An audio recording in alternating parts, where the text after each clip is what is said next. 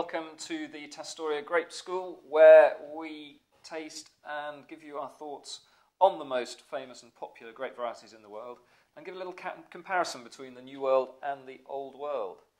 And now we are looking at Cabernet Sauvignon, which probably one of the most famous red varieties. I think it's definitely there among the top three. But it's such an incredible grape variety. I mean, I think it's pretty much grown in every country in the world at the moment. Probably is, yeah, including Hungary. We've actually chosen to taste Cabernet in a similar way to the way we did Semillon, in that we want to taste in a straight Cabernet Sauvignon, which we've chosen from South Africa, and then we've also chosen Cabernet as a part of a blend, which is the way you tend to see it in Bordeaux, which again is its sort of spiritual home. So we've chosen wine from the Côte de Blaye, which is actually on the right bank. Right bank. My left and right problems of Bordeaux, but in fact opposite the vineyards of Médoc. So is it worth starting with the South African, so we can see Cabernet on its own, and then see maybe why it benefits from a bit of blending? So a few pointers about Cabernet. It generally has quite high assertive tannins. They can be aggressive. It's usually of medium body, and the acidity can be fairly high as well. So you get very structured wines. Fruit, in fact, this is one of the great wines to have in a blind tasting, because Cabernet almost always has a cassis note to it, be it blackcurrant leaf or blackcurrant jam, anywhere between those spectrum of flavours. But blackcurrant is the sort of... a bit of Ribena in there somewhere. Yeah, it's awesome. So when you're doing a blind tasting and you get all these wines in a row, and suddenly you smell wine of blackcurrant, you know it's going to have some blackcurrant in it, some black Cabernet Sauvignon in it.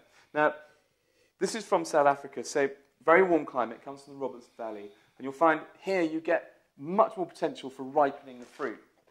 And in this ripening process, it develops a lot more flavour compounds, and it's a richer wine. It just has more flesh, more fruit than you might typically find somewhere like Bordeaux. It's a much more obvious wine. But, well, James, do you get any cassis in there? I certainly do. It's much more the sort of blackcurrant jam. It's got vanilla spice, ginger. It's quite rich. It's almost cassis liqueur. It's like creme de cassis. And it's got this... We talk about stimulation with oak. This is, again, another grape variety that absolutely loves being in oak barrels. It's a noble grape variety, and it can handle that oak interaction, not just because it can take on the flavours, but also because oak barrels tend to let a little bit of air come in to the wine and just oxidise it enough to help develop flavours, fix colours, and fix tannins, and soften the wine a little bit.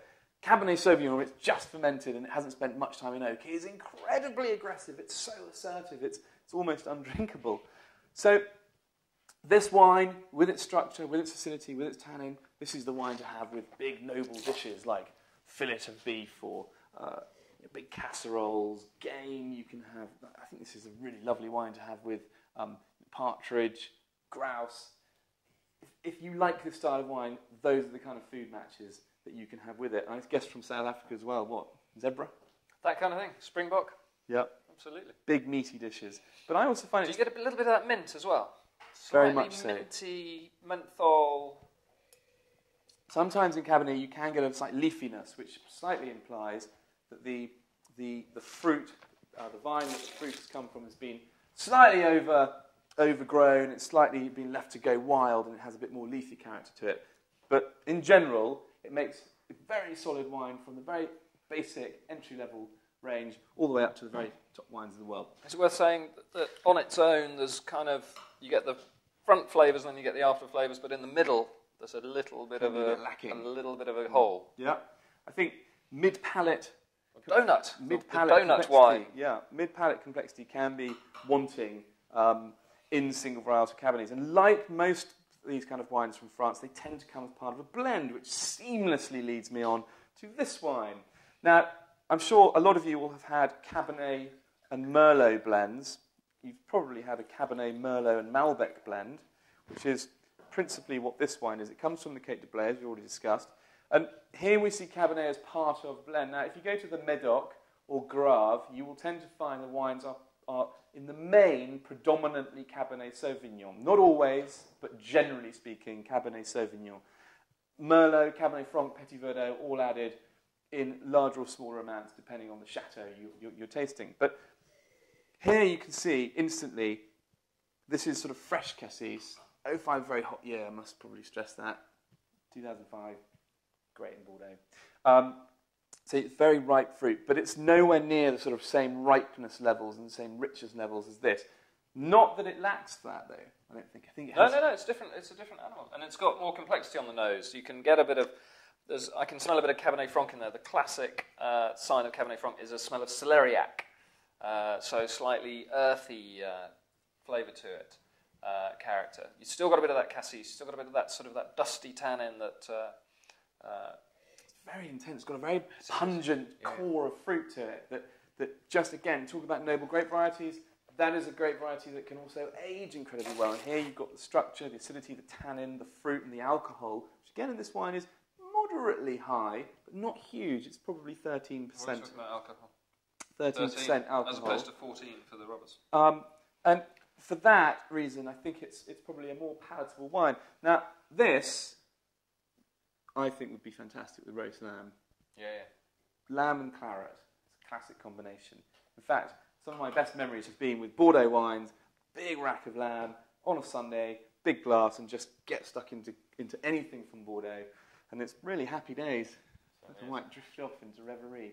But it does that, the balance, the mixture of grapes. You've got Merlot, which adds juiciness in the middle of the mouth. You've got the Cabernet, that's the structure, and the Cassis. You've got the Cabernet Franc, that's a bit of that texture and a bit of that earthy character. They all kind of play in harmony. Being from Blaye as well, they actually have a bit of Malbec, and I think you find that adds a little bit of sort of harder tannins to it. Anyway, the point is, it's part of a blend, and as part of a blend, it works extremely well. Almost as well as it does when it's single variety. Now, great places to find Bordeaux blends, Cabernets, Chile, again. Do very well. You'll find them in the Napa Valley, obviously. Italy, fun enough, in Tuscany, they make some awesome Cabernet-based wines, like Sassicaia, for example. Gisborne in New Zealand. North Island, You'd be possibly. surprised. They are doing some amazing things at the moment. You'd be surprised. I'm not going to be Gisborne's greatest fan ever. Hawke's Bay, possibly. Go and taste some wines from Gisborne and Hawke's Bay too, and let us know what you think. But the point is, quite a ubiquitous blend. You'll find it from all over the world. If you like the more sort of structured, reserved styles, Bordeaux is where you want to go. If you like the big, fruitier Cabernet styles, Napa, McLaren Vale, and South Africa, Stellenbosch. Some great Cabernet blends. Pretty awesome. So, there you go. I think that's Cabernet. Cabernet and its friends. Yeah, I like that. I'm a friend of Cabernet. Well,